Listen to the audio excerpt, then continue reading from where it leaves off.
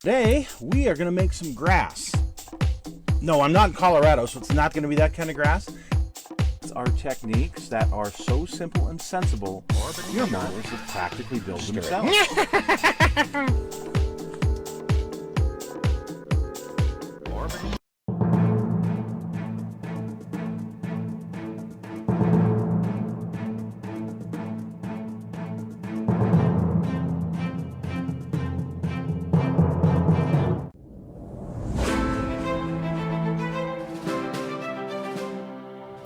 Hello folks, it's Mad Dog Merv. Welcome to the Kit Hoarder Stash, and today, well, just kind of a plain Jane kind of a thing. I got this, it's a 1994 Chevy Corvette ZR 1 kit. And we are going to crack this sealed kit open and take a look at it. I have never built one of these kind of Corvettes, believe it or not. I've built a lot of other Corvettes, but not one of these. So we're going to take a look at this. Take that off. Here's the side of the box. I like that clamshell opening hood. That's really cool. Kind of Ferrari looking car. I do like this body style. I almost bought one. Well, almost got one for Christmas one year. And something happened, I can't remember what, and it didn't happen, and I never did get one. So here are the taillights. That would have been really cool, because I really did want a Corvette, but just didn't happen. One of those things in life. Okay, let's see here. Let's look at, ooh, baby, these tires are nice. Yeah, it's got some good years, or bad years as I like to call them.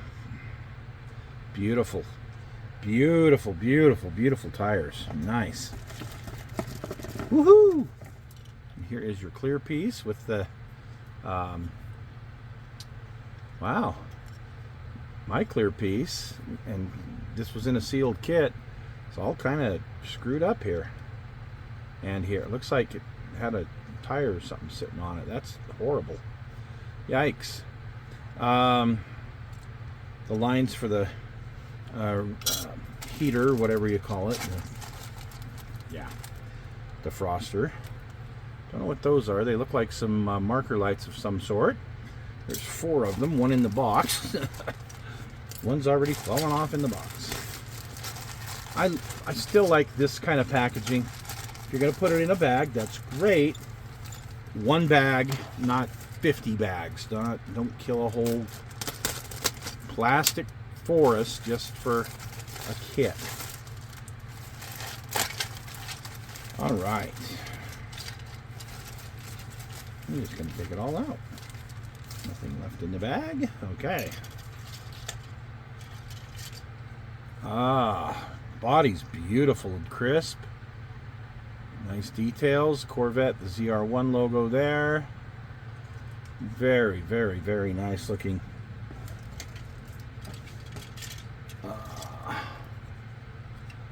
Here's the chassis pan. Licensed by GM Corp. Well, of course.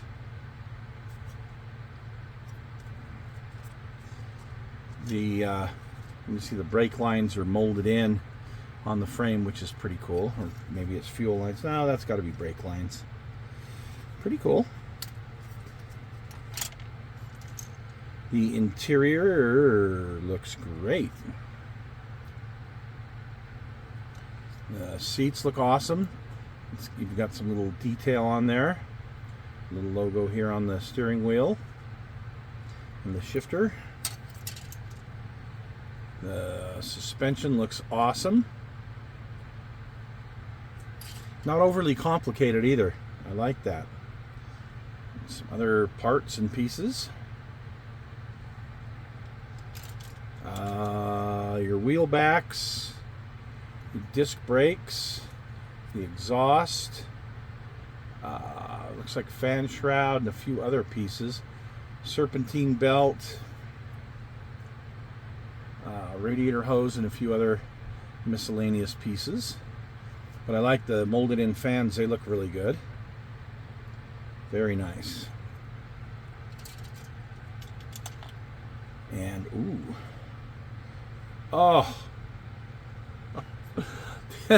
The dashboard, the detail on that dashboard, you guys can't see it, but man, there is some detail on that dashboard. That's way cool. And the top half of the clamshell with the Corvette logo on it, and then underside, pretty detailed.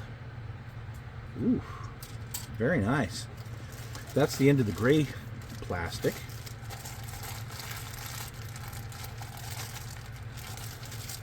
Let's get off to the chrome tree. Nice looking rims. Wow. And chrome engine. Tranny. Bell housing.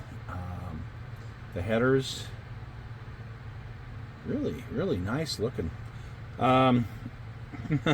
Little too much chrome, but okay.